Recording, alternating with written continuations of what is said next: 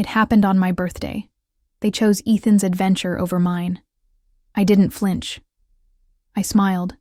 Then I started a secret plan that changed everything without a single shout. Weeks later, the balance tipped in a way they never saw coming. If you're tired of feeling invisible, stay tuned and hit that like button and subscribe. I am 16, and the world I live in feels built for someone else. For as long as I can remember, my little brother Ethan has been the loud, bright center of gravity in our house, while I circle him like a cautious satellite. My parents don't announce it with fireworks, not in big dramatic words. They don't need to. It's in the way they look at him, the way they talk when he's in the room, the way their attention streams toward his needs before mine ever get a chance to show up on the radar. From the moment I first learned to balance on 2 feet, I watched. Small things, not grand gestures, stacking up into a real-life pattern I could feel in my bones. He wanted to be the kid who never got told to wait. I wanted to be the kid who didn't have to prove I existed at all to be noticed. It's not about wanting special treatment. It's about fairness, which is something you learn to crave when you're 16, and you've spent a decade quietly folding yourself into the margins so your brother can take the spotlight you didn't even know you were promised. The other day, I reminded myself of 100 little moments that stitch this fabric together. One I replay often is from last year, my birthday. I chose a cozy little Mediterranean place I'd been dying to try, a tiny gem that felt like a secret, meant only for adults who knew better food than pizza could ever pretend to be. Ethan whined the whole drive there. There's nothing I like. There. I swallowed my own sigh, and tried to pretend I didn't hear the tremor in his voice that told me he would never apologize for choosing the route the world would take him on. So in the midst of me trying to enjoy my day, my parents diverted to his favorite pizza joint. I sat there taking bites of greasy slices that weren't even mine, while they made plans for Ethan's post-dinner adventure. I remember thinking, this doesn't feel fair. That way of living keeps echoing at school too. I earned the silver medal in the state science fair, a moment I thought would make the room tilt in my favor for a split second. They mentioned it on Facebook, which is where our family life leaks its most intimate truths. The triumph that disappears into a scroll, the tiny applause that never translates into anything real at home. But later that same week, when Ethan got a participation ribbon in his track meet, they held a mini home parade for him. He's great, don't get me wrong, but it was like cheering for effort overshadowed genuine achievement, a loud reminder that the lines in the sand were drawn long before I learned to walk. Another memory claws at me whenever I start to believe. I've moved on from the ache. I also scored well on my finals, and instead of celebrating with me, my parents sent Ethan out to pick up ice cream for all of us from his favorite spot. The ice cream run is a 3-minute errand, but the entire moment stretched out as if the universe paused to watch the drama unfold. When he came back, they spent the better part of an hour asking him about the flavors, the line, everything. Like his 3-minute errand was more interesting than my semester-long grind. They talked about his day with the same intensity one, reserves for a rare, sacred thing, while my own triumph passed through their lips, as if it were a draft they didn't need to finish. That's exactly how it feels, day after day. When Ethan acts out, not your better brother. When I do, I'm too emotional or too sensitive. It's a refrain I've learned by heart, a cadence I never asked to learn. It's not that I want to erase him or downplay his worth. I just want to be seen for mine. The little lines of favoritism aren't mere accidents. They're a map of which child matters more, and every turn in that map points toward him. The thing about a slow burn is that it's invisible until it's not. It starts as a whisper you tell yourself is just fatigue, a fatigue you can work through if you're strong enough, if you're willing to pretend you don't notice the way the world tilts toward him. At home, the glow around Ethan can feel blinding. The photos on the wall, him smiling from the first day of school, him holding a trophy, him perched in the kitchen with a grin that seems to say, "See what I earned? Outshine my own shelves of results." The medals, the grades, the accolades, reminders of what I've done that somehow still never eclipses him in the eyes of those who gave me life. It's a strange, quiet form of invisibility, a feeling that the more I excel, the harder it is to break through to the audience that actually matters. Outside the house, the world doesn't always help. Classmates talk about siblings or celebrate their younger brothers and sisters with the same soft focus the parents reserve for their favorites. The online world, too, tells you that your pain should fade in the glow of others' success. But the heart is stubborn. I've learned to hide the tremor in my voice when I describe how it feels to watch someone else get the parade, while I only get the banner of, just do better next time. If I sound a little hollow when I speak about those moments, that hollow is real. It's the echo of the day I realized fairness wasn't something granted to me by merit, but something humanity owed me for simply existing in the same space as him. Every so often I wonder how long I can keep pretending it doesn't hurt. I've learned to swallow the sting, to tell myself that maybe someday I'll be the one who earns the applause. And perhaps the world will finally switch the light so it shines on me rather than on him. But this isn't something you outgrow by a better grade or a louder victory. It's a pattern carved into the daily sculpture of a family life. The stories I tell myself about being patient, about being practical, about choosing my battles, these are not excuses. They're armor. Armor. I don't know how to shed without the risk of a wound that might stay with me longer than any lecture or score.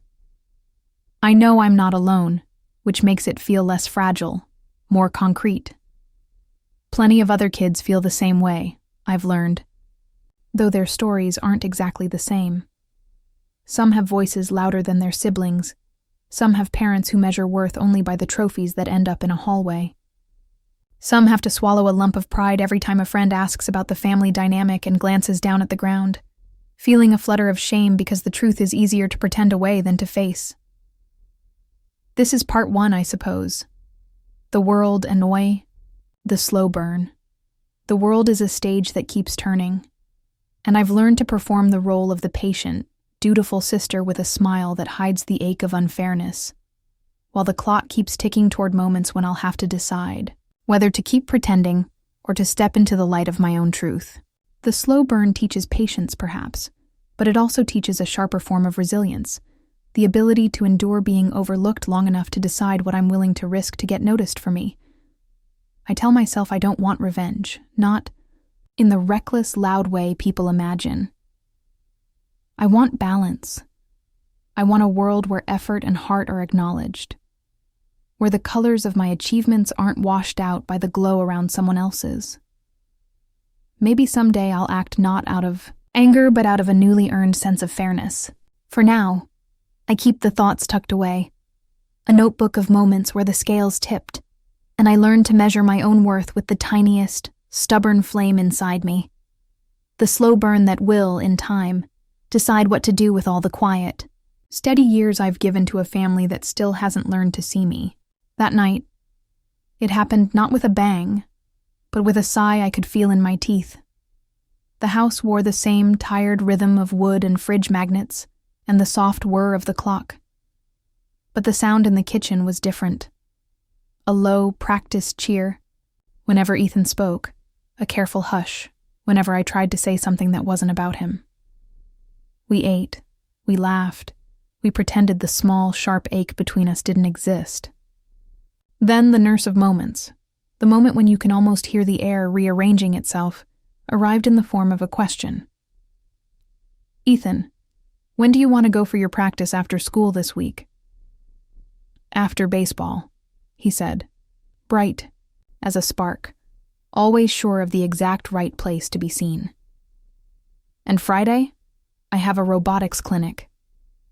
My mother's eyes flicked toward him with that soft, reverent shine she rarely spared for me. That's wonderful, honey.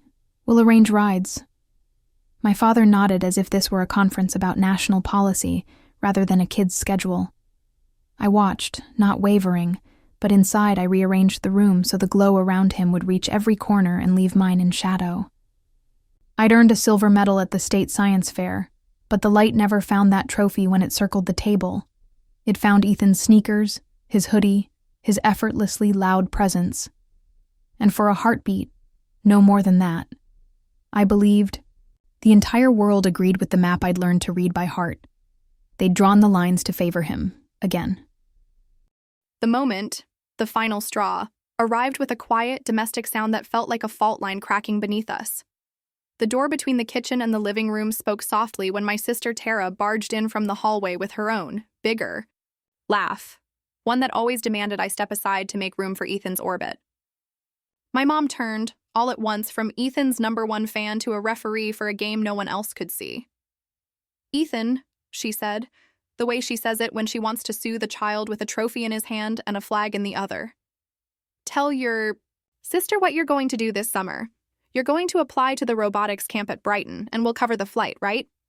Ethan lit up, as if the ceiling suddenly lowered so that even his dreams could fit inside the room. He rattled off a plan with a boldness I'd never owned. Dorm rooms, late-night coding sessions, a future shaped by algorithms and wattage. They clapped for him, not in a way that mocked, but in a way that erased all the times I'd stood in the same kitchen and waited to be called by the right name, the right moment. And then there was me, the girl who'd carried a medal and a transcript, and a future she'd earned in quiet, stubborn inches. My mother turned to me with that soft smile she wore for Ethan when she wanted to remind the world that we were a family and that we loved him with a pure, uncomplicated love. "What do you think, sweetie? You've done so well this year. How can we help you feel seen?" The words "I" and "me" sat on my tongue like weights, heavy and unfamiliar.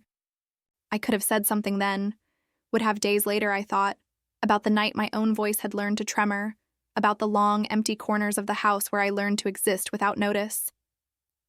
But I didn't. I swallowed. Not because I was afraid of their disappointment, but because I understood the script too well, the slow, careful dance of giving him the center stage again, of letting him outshine the metal on the fridge by the simple act of being louder, brighter, closer to the attention line. After dinner, the quiet closed in around me like a glove I didn't want to wear.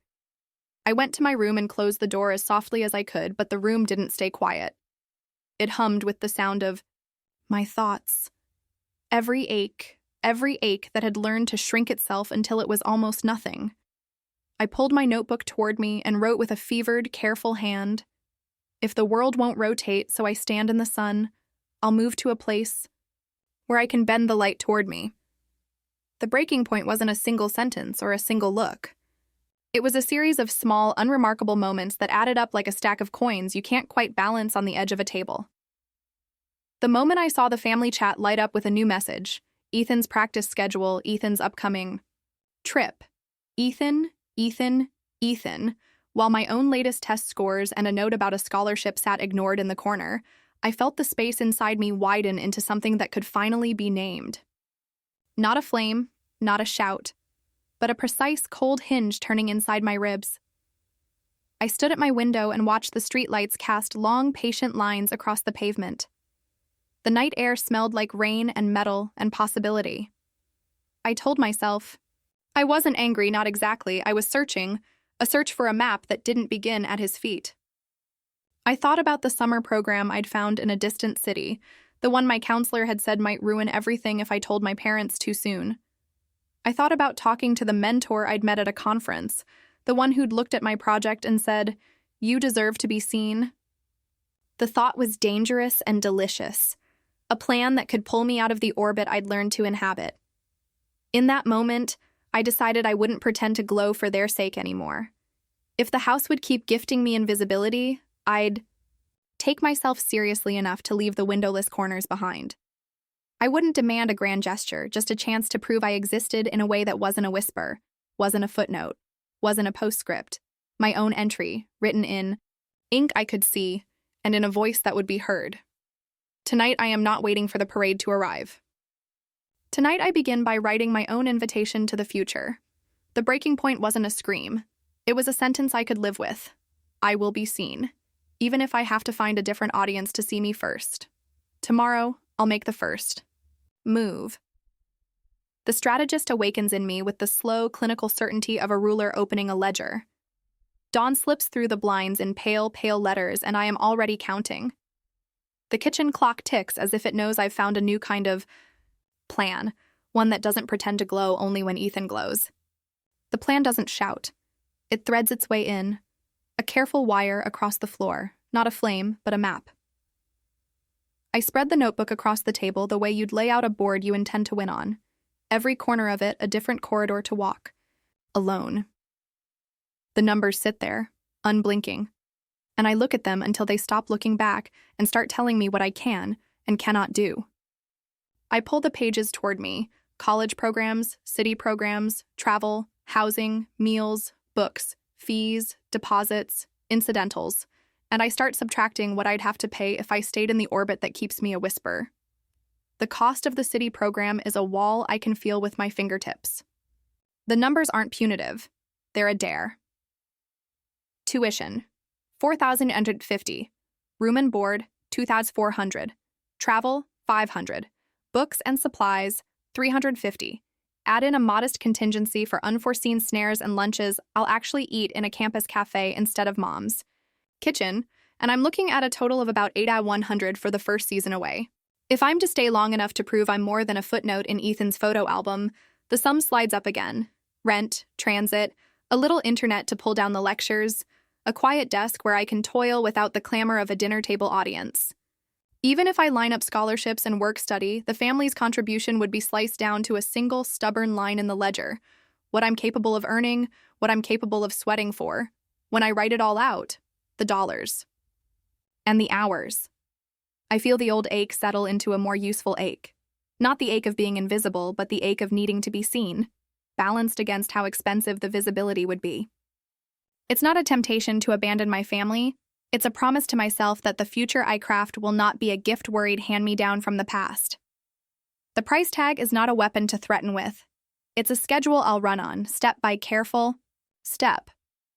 The mental math bleeds into a practical ritual. I'll call. I'll start with the most fragile line in the house, the one that's been drawing up the bright lines around Ethan since I was small, and I'll tell them I'm changing the terms of our arrangement. In a moment, I will become the factor that shifts the balance. The first call is to the bank where my name sits at the top of a comb of accounts that my mother has never felt the need to hide behind. The bank has always seemed to me a quiet, glassy place where you go in with a plan and walk out later, with a digit in your palm that means you could buy a bus ticket to the next city if you had to. I dial the number and listen to the hold music that sounds a little like a heartbeat under a blanket. When the assistant answers, I say my name and the word account. The voice asks for confirmation, a few security questions, nothing that would frighten a person into a confession. I tell the truth with a calm I didn't know I had in me. I want to establish my own account with my own signatory, and I want to place a stop on automatic transfers from a named family account. I want to be able to access a modest reserve I'll build myself, separate from the family liquidity that has always hovered in the air like a consent form I never got to read in full. The line is quiet on the other end, and then the woman, soft, respectful, asks if I'm sure about this. The question isn't judgment, it's procedural. I am, I say, and I'm not asking for permission. I'm asking for a framework. She explains that there will be a waiting period and that some linked services will require confirmation from a parent or guardian, but she also voices a corollary. I can be added as an authorized user on my own account, and I can set my own debit card to limit spending until I raise the funds I need. The steps feel like stepping stones in a river I've learned to swim in. I write the response I'll give when the time comes. I am stepping into my own name. The second call is to the city program's financial administrator, an office with an address printed on a glossy sheet of paper that I've kept in my notebook, as a talisman for months. I don't pretend I'm merely asking for a scholarship. I'm telling them I've decided to pay for part of my own future, and I'd like to talk about a payment plan, a reduced deposit, and how my acceptance would be contingent on a demonstration of independent funds. The voice on the line is careful, a professional gate through a path I'm only just learning to walk. I don't need to pretend I'm fearless. I need to prove I've considered the consequences of every choice. They ask for a plan, a budget, a time frame. I have those now, tucked away in the ledger of the morning. A first deposit, a set travel date, a monthly draw that will come from my new account. I promise to submit a formal budget within the week. The administrator thanks me for my honesty, and for a moment I feel the word scene sharpen itself on my tongue. My third call is a more delicate thing, the kind that slides on velvet and still sounds like breaking glass if you don't watch your breath. It's to the family line, the one that has kept Ethan's climb neatly anchored in the kitchens. Glow, mom first, then dad, then a reverent whisper of Tara somewhere behind the scenes. I rehearse the line in my mouth the way you rehearse a speech you're afraid you'll forget on stage. It's not anger I carry, it's a map. And it's mine to unfold. Hi, Mom. The words taste like coffee that's grown cold in the mug you forgot on the nightstand. Her voice softens at the mention of my own name, the way it does when she says Ethan's. Hey, sweetie. How are you? Still thinking about the robotics camp? I'm thinking about a broader plan, I tell her. A plan that doesn't rely on the family to fund every step. I've found a way to cover some of my own costs, and I'd like to start with a reallocation of support that benefits me and, I hope, the family in the long run. I want to talk about establishing independent funds for my education and a timeline for phasing out the current family contributions. The pause that follows is heavy and careful, as if she's weighing how a sentence can tilt a house. We've always tried to support you both, she says, not unkindly. If you're sure, this is what you want. I am sure, I say, which feels almost like a vow, not a threat, not a promise, just a precise statement of fact. Okay, she says at last, and there is no wedding front fanfare to mark the moment, only a whisper of something that could be relief or worry or both. We'll talk to your father tonight, and we'll discuss with the bank the changes you're making to your accounts. I love you. You know that, right? Love you too, I tell her, because I do, always, even in the room that feels more like glass than wood tonight. I'll keep you posted. And I realize I haven't used the word sorry once, and I don't owe that contrition to them or to this plan. I owe it to myself to be clear, to be honest, and to be ready to walk into a future that won't be lit by the glow of Ethan's triumphs on the fridge. The calls take the rest of the afternoon, and the evening adds its own quiet ledger lines as I write out the numbers again, this time not to be persuaded by sentiment but to anchor them to a single stubborn line. I am not asking permission to exist. I am asking permission to fund my own existence. The numbers pretend to argue with me. Then they relent and yield a route forward. In the fading light, I sit back and listen to the house learn my new silhouette. There's a slight shift in the kitchen, the chair where I used to sit, the lamp. I used to steal glances from as Ethan spoke, the window that offered a view of a street I'll someday leave behind. The house exhales, maybe in relief, maybe in resignation, and I hear, somewhere deep, the sound of a door that has long waited for the moment when it would swing inward, not outward. The first day's work doesn't end with a conclusive victory or a triumphant exhale. It ends with a small, practical quiet, a doorway that stands open in my own future. The bank, the city program, the family's uneasy but honest conversation, they're all proofs that the plan has legs, that the strategy I've awakened to can bear weight. And yet, the heart of it isn't the number on the page. It's not even the tremor of fear I know will return with every new form I sign and every new pledge I keep. The heart of it is a breath, a slow, deliberate inhale I hadn't allowed myself to take for a long, long time. I am here. I am capable.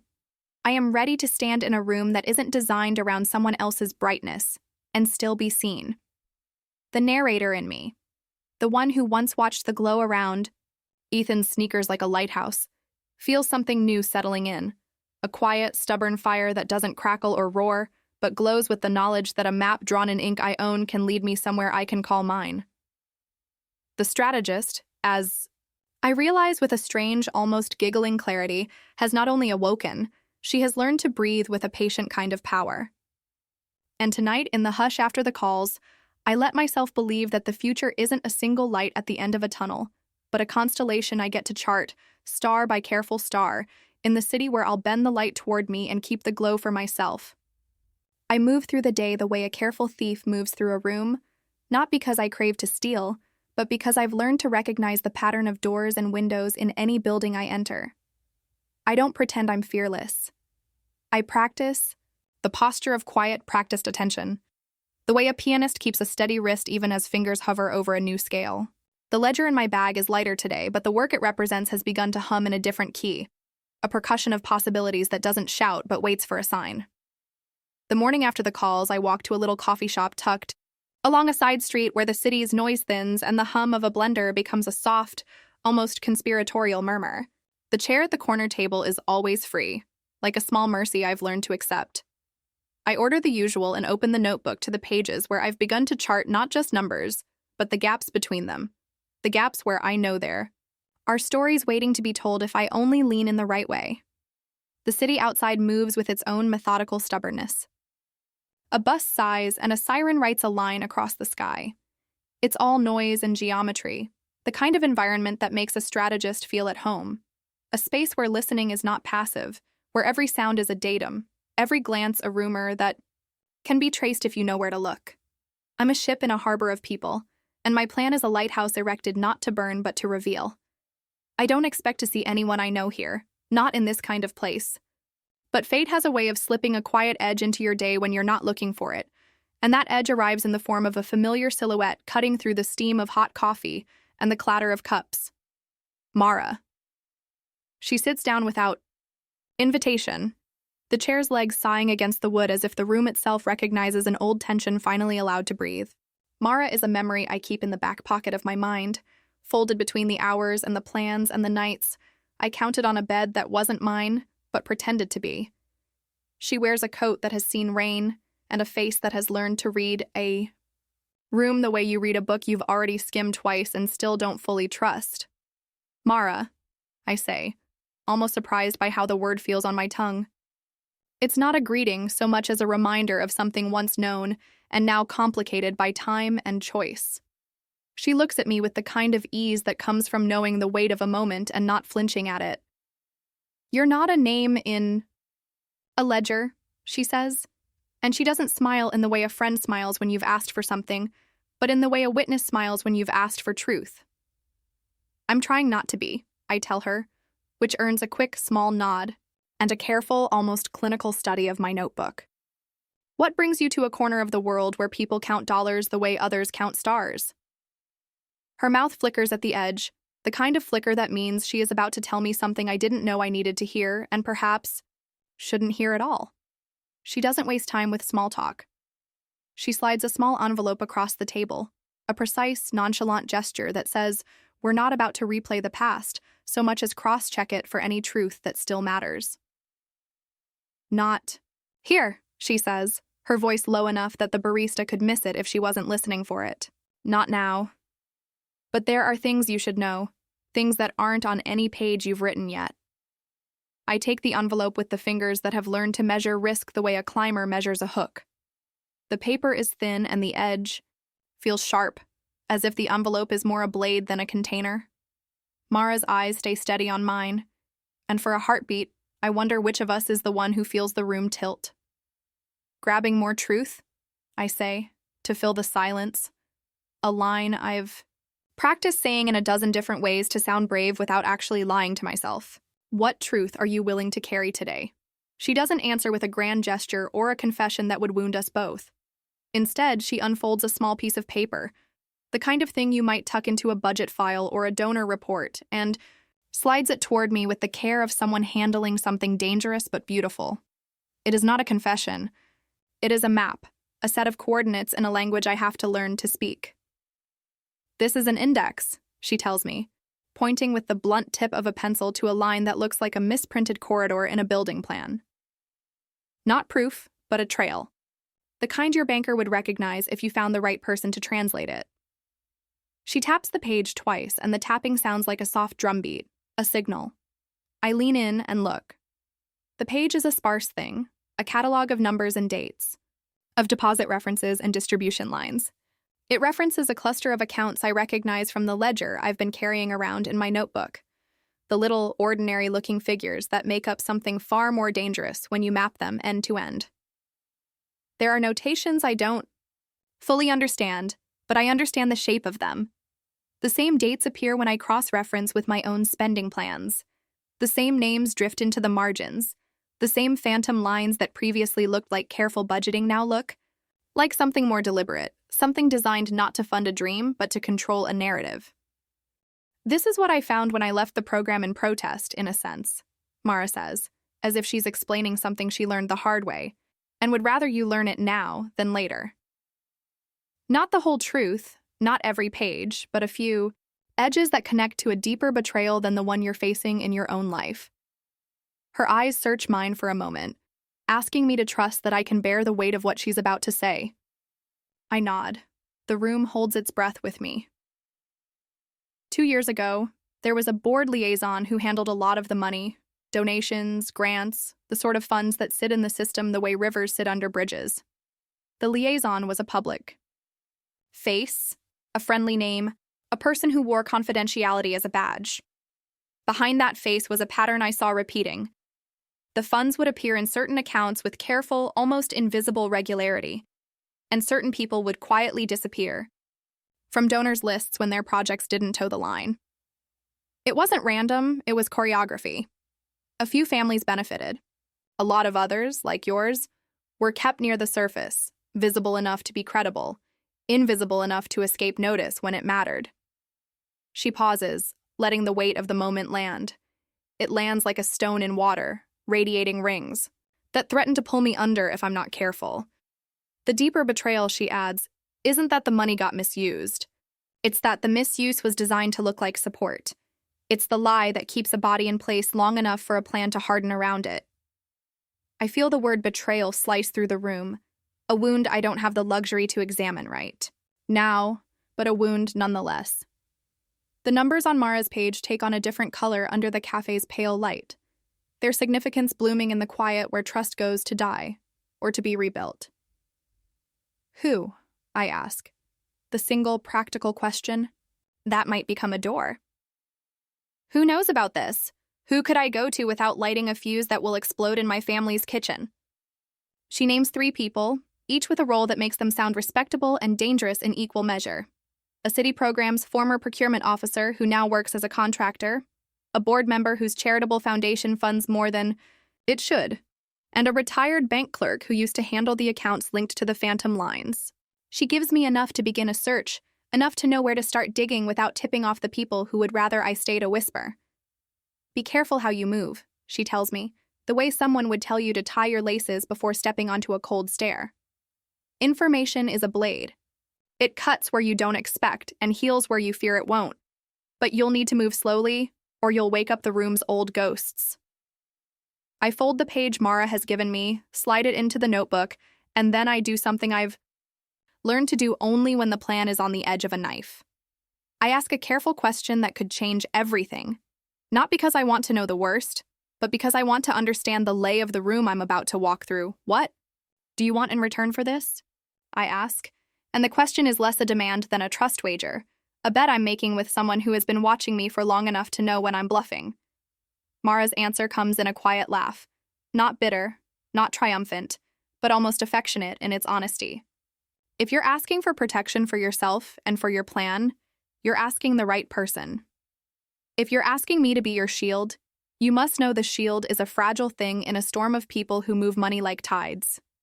I won't lie to you. I'm not what you'd call a civic hero. I'm a discovered fault line. But I'll tell you what I know, and I'll leave you with that. After that, you'll have to decide how you want to test the ground beneath your feet. She gets up then, as if the decision to stay or leave has already been made for her. She leaves me with the envelope, the page, and the 2 names that might become the first threads in a new network of inquiry. The room seems to exhale again, as if it was holding its breath for the moment Mara's words demanded we all face. I sit a moment longer, letting the information settle into a shape I can hold. The numbers I've been chasing aren't simply figures. They're a map with rivers that cross the city's arteries. A map that tells me where the currents pull and where the banks lie, waiting to be crossed or collapsed beneath the weight of truth. The betrayal Mara described isn't merely personal, it's institutional, an architecture of quiet legwork that favors a few and hides a lot. The plan, my plan, must navigate this labyrinth without becoming what it was trying to destroy. When I rise, the cafe's glass doors lift the day back into my face. The street is full of people who walk as if the world moves at a pace they've learned to match. I step out the door and feel the city's ordinary electricity like static on skin. The lead Mara handed me glows faintly in my pocket. The USB, the names, the irregulars on the ledger that now feel less like errors and more like breadcrumbs. The act of gathering intelligence is no longer a distant exercise. It has become a practice I have to perform with care, because information, once stirred, is a thing that will begin to stir everything else. Back at the apartment, I lay the items out in the exact order I plan to use them. First the board minutes, then the budget anomalies, then the donor records, like a chess player setting up an opening that you know could be both defensive and fatal. The numbers I once measured against a hopeful horizon now measure against a risk I am only just beginning to name. I listen to the quiet of the room, the clock's patient tick, the fridge's soft whir, the city's distant, indifferent hum, and I realize I've entered a new phase of the plan. Intelligence gathering is not a single action. It's a way of living inside a system long enough to see where it breathes. It's the work of learning to speak the language behind the surface, to hear the whispers beneath the numbers, to trust the cues that say, there is more here, and it's not what it pretends to be. I close my notebook, smooth the edge of the pages as if tucking in a child for the night, and push the envelope toward the back where it won't catch on the other sheets. The path ahead looks less like a clean line and more like a constellation, irregular, interwoven, brilliant in places, dangerous in others. I have learned to navigate by the light of that constellation, slowly, carefully, and with a stubborn tenderness for the truth that refuses to stay hidden. The city's night hush settles again, and with it a tiny, steady pulse of resolve that has started to beat inside me. The rhythm of a strategist who knows what it means to gather intelligence, to seek the gravity of truth, and to decide how to move, one careful step at a time, toward a future where the plan isn't just a map on a page, but a map you walk into the world. And tonight, I'm ready to begin tracing the lines that Mara handed me, to see where they lead, who they implicate, and what I'll have to do to keep the glow for myself without burning the houses around me. The night thickens with possibility, and I am here to follow it, star by careful star. The choice doesn't come all at once. It reveals itself in a sequence, the way a set of doors, left ajar, becomes a corridor you can step through only one breath at a time. I wake with Mara's page still whispering in the back of my mind, not as a rumor or a fantasy, but as a promise. If I push the right lever, the room's gravity will finally tilt toward the truth it's kept quiet for too long. I brew coffee and pace with the mug in my hand, listening to it clink against the counter, listening to the clock on the wall tick in a rhythm that sounds suspiciously like a countdown. I spend the morning drafting a plan that feels radical but precise. A public reckoning that doesn't corrupt the aim with the noise of accusations, but tests the system the way a clinical instrument tests a patient. The plan has stages and safeguards. It begins with a public briefing, then a press-facing disclosure, then a formal complaint and demand for independent auditing. It ends with a governance pivot, a call for a temporary appointment of an independent board pending the audit, the kind of move that would force the hands of people who fear losing control more than they fear losing money. First, I touch the envelope Mara handed me, the one containing the page that now rests in my notebook's inner pocket like a switchblade, dull on the blade edge. The numbers are clean enough on the screen of my thoughts: receipts, deposits, anonymous donors, and the choreography of accounts that matched Mara's trail. I cannot speak their names aloud yet, without a shield of legal cover and journalist distance. So I write and narrate in a way that can be shared without immediate risk, the way a whistleblower leaks through channels that protect him while still letting the truth breathe. I reach out to Nadia Cho, a lawyer who has become the city's awkward but necessary compass for a person who treads the line between ethics and survival. We meet in her office, which smells of coffee and old paper, the way any decent crisis room should.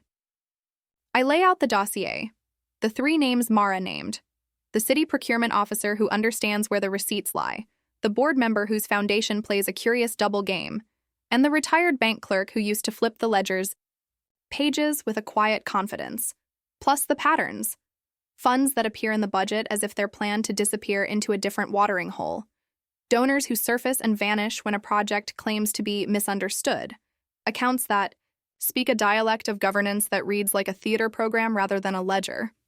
Nadia listens, narrow-eyed and unflinching, and says the same thing I've learned to trust when the room grows too quiet. We move, but we move carefully. No sensationalism, no premature accusations, everything documented and legally defendable. She writes a plan that reads as a legal outline and a code of conduct at the same time. A formal complaint to the State Attorney General's Charitable Trust Division, a demand for an independent audit, and a filing that would seek a temporary restraining order only as a shield, not a weapon. An emergency pause on fund transfers pending the audit, a signal that governance has to be transparent before anyone profits a day longer from the ambiguity of the system. With Nadia's consent, and a date set for action, I turn to the public-facing side of the plan. A local investigative journalist, Iris Cole, has been following the threads Mara dropped, dash marks on a map that somehow intersect with the city's most respectable institutions. Iris meets me at a bookstore turned informal newsroom, where the chalk dust from shelves and the soft murmur of readers create a safe cocoon for the kind of conversation that can change a town's weather. I lay out the documents, the redacted version of the ledger that Mara feared would be weaponized if exposed too soon, the donor records that reveal the pattern of visibility and invisibility, the correspondences that imply a chain of decisions rather than a single misstep. Iris asks the right questions, and she asks them with a calm I recognize from the street itself. The same steadiness you need when you're standing at the edge of a river and the current is about to turn. We decide to publish in two movements. The first, a public briefing to the community, and the second, a front-page investigation that would lay the groundwork for the AG's office to take serious notice. Iris will host and moderate the public briefing. Nadia will accompany me as the legal anchor, ensuring the audience understands what the documents mean and what the law requires us to do next. And I will present, not in a way that scorches the city's reputation, but in a way that invites them to look inside the mechanism, how it breathes, where it suffocates, and why one vulnerable floor of a building can undermine the structure above it if truth isn't allowed to light the stairwell. Evening comes with a crisp, purposeful chill. The venue is a municipal library's auditorium, a place that holds a quiet authority, the kind of room that pays attention to its own reflections in the glass walls and then asks you to tell the truth to them anyway. The chairs are arranged in a careful semicircle. The stage is small but bright, a single podium that seems to center the room around a common obligation. I step onto it with the envelope's weight in my coat pocket, and for a second, the old nervous tremor, the one that tells me I might be about to fail, nudges at my ribcage. I don't bend under it. I breathe. The briefing begins not with accusations, but with a map. I unfold Mara's page in a way that keeps the three names out of the public's face, at least in the first moment, and I walk the audience along the path of the trail. How a grant lands in a general account, how a distribution appears in an active project ledger, how a supposed donor's generosity becomes an instrument of quiet leverage. I show the cross-referencing notes, the dates that align with procurement cycles, the accounts that disappear from visible reports when a line for community impact is readjusted to future outcomes. I do not declare the culprits. I declare the pattern and its consequences. The room leans in as if someone has opened a window in a sealed cabinet and let the winter air in. I cite the legal remedies Nadia and I discussed: an independent auditor, a pause on transfers, and a demand for governance reforms. I speak to the risks too. The risk to families who depend on the charity's programs, the risk to the donors who thought they were funding hope rather than a ledger's choreography. The crowd contains a spectrum. Some faces go pale, others surge with a quiet anger that translates into a chorus of questions and demands for accountability.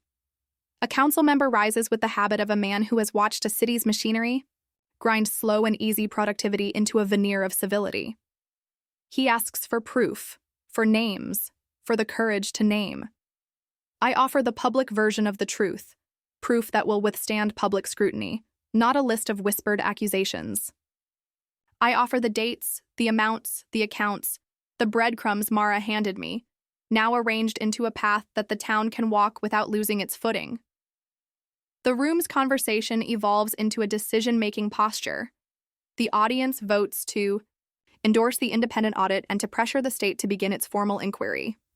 The town's civic life feels both wounded and awakened, an awakening that comes not from a single flame, but from a coordinated, communal pulse.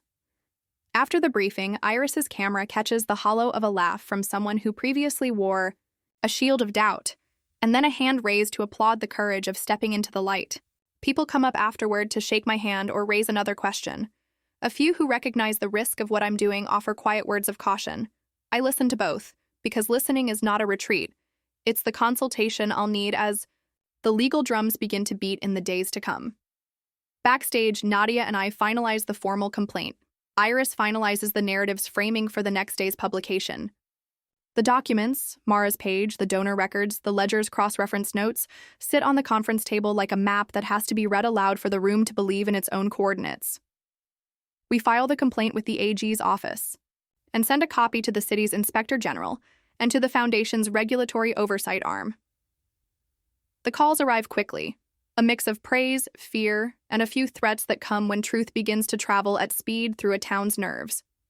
That night, I return to the apartment and find Mara's envelope, as if it had always waited there to be opened again after this moment. The page's map glows faintly under the lamp, as if the constellation has grown new branches. The plan has shifted from a quiet, personal reckoning to a communal and legal turning point. The rule of silence is cracking. The rule of fear is being reminded of its own fragility. I think about her words. That truth is a blade. But sometimes a blade can cut away the lies that bind a room together and leave the room free to breathe again. The night air through the window carries a city's distant hum, sirens and bus engines, and the soft, indifferent pulse of neon. I listen for the first signs of what comes next. The auditors arriving, the board's tentative defense, the citizens who will tell their stories because they now see their stories as part of the same ledger. The plan's new truth will travel through this town as the light travels through a half-open door. Patient, insistently bright, and capable of opening more doors than I realized I could ever reach. In the quiet that follows the storm of the briefing, I return to Mara's page not as a relic, but as a compass, and I know we are only at the opening lines of a longer truth-telling that will require more courage, more patience, and more careful steps. The constellation has grown, and I am ready to trace the lines, one careful star at a time, toward a future where the plan's gravity finally serves the people and not the shadows that once fed on them. The checkmate arrives not with a blare, but with a chorus of quiet consequences, and I recognize it the moment the first city press release lands in my inbox. The independent audit is complete in its preliminary phase, and the findings lay out a chain of decisions that could only have been steered by someone who believed the appearance of order stronger than truth. The auditors have their toolkit open: dates, transfers, cross-references, and a pattern that no longer asks for permission to tell the truth.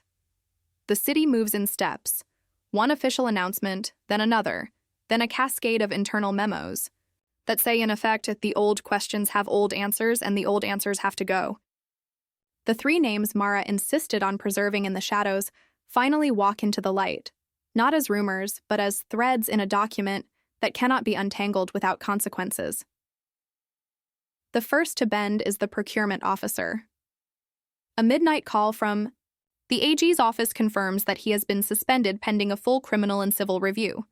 His office becomes a quiet annex of the building, doors locked, a vigilance of security cameras turning a once casual corridor into a scene of an event rather than a routine. The second is the board member. His foundation's grants are halted, the donors contacted, the papers that once fluttered in the wind now bound with a seal and a signature that says, "You do not control the narrative anymore." The retired bank clerk, he who kept the ledger's pages warm with a practiced, invisible touch, finds his own routines upended. Independent auditors knocking on his door, the bank's compliance team asking questions that would have taken him years to anticipate. I watch the triage of consequences with a strange, almost serene clarity. It's not triumph I feel so much as relief. The slow, stubborn relief that truth, diligently tended, can quiet a room that learned to fear itself. Nadia keeps the line, between the legal front and the human heart, reminding me that every move must be covered, every accusation anchored in evidence, every future safeguard anticipated. Iris's articles land with a final, decisive cadence. This is not a scandal that will fade. It is a reform that must endure. The public briefing becomes a hinge through which the town feels the difference between rumor and rule of law. People, who once stood at the margins of the conversation return to the center, where their voices carry weight again because they recognize they have a stake and a say in how the room is run. In the weeks that follow, the auditor's final report is published, a document that reads like a map of the city's possible futures if governance remains only a ritual rather than a living system. It prescribes an independent governance board, a reformed procurement protocol, continuous monitoring, and a transparent, real-time ledger that anyone can scrutinize without fear of reprisal. The city accepts this as a necessary repair, not a punishment. The wind shifts not toward vengeance, but toward accountability, toward a structure that cannot be bent back into a shadow without everyone feeling the consequences. If the checkmate comes with the collapse of the shadow players, the new dawn is the quiet, stubborn daily life that follows. The board's first public meeting where the three names are discussed not as victory trophies, but as lessons learned. The city's budget committee adopting the reform measures with a seriousness that feels earned rather than imposed. The charity's programs, once endangered by uncertainty, finding stable ground because the donors regain faith in a system they can trust again. The people who whispered about danger now speak in terms of safeguards, better audits, clearer lines of responsibility, and a cadence of oversight that makes fear an option rather than a strategy. And I am not merely a spectator. The plan Mara handed me, once a blade now a compass, resettles into my life as a steady, quiet routine. I attend the board's public sessions, not as an insurgent, but as a participant who has earned a seat at the table by proving that truth can be a policy, not a rumor. Nadia and I draft a letter of thanks to the city's volunteers and public. Servants who stood firm when fear pressed in from every side. Iris's reporting continues to cradle the town's memory of the moment when it chose to look at itself without flinching. Mara's page, once a tool of revelation, becomes a relic that reminds me of what courage costs and what it yields. A future that can be inhabited without looking over one's shoulder. The last scene is personal, intimate, and utterly ordinary. In its ordinariness, a morning on a porch that overlooks the river, the air clean enough to hear the water grin with relief. The mug is warm in my hands. The city breathes in and out in a rhythm that feels like the world relearning how to trust its own institutions. I plant a small garden where the old oak once stood, a patchwork of seeds that will take root into the town's shared season. Mara's page rests now in a wooden box beneath the bench, not as a blade, but as a weathered compass that guides a life toward gentleness and steadiness. In the distance, the library auditorium's light glows softly at dusk, a reminder that institutions can glow without being consumed by fear. I know the path ahead will still have challenges, the occasional hiss of a rumor, the stubbornness of inertia, the work of rebuilding trust in a community that has learned, often the hard way. That truth is not a single act, but a practice. But I also know the room will not close on me again. The doors are open, the air is lighter, and the morning after the storm feels like the first morning of a life that can be lived without guards at every threshold. The new dawn is not a single event. It is a patient, unguarded cadence. And I step into it, not as a savior, but as a witness and a caretaker of something finally allowed to breathe. If this story gave you chills, smash that like button and subscribe for more stories like this.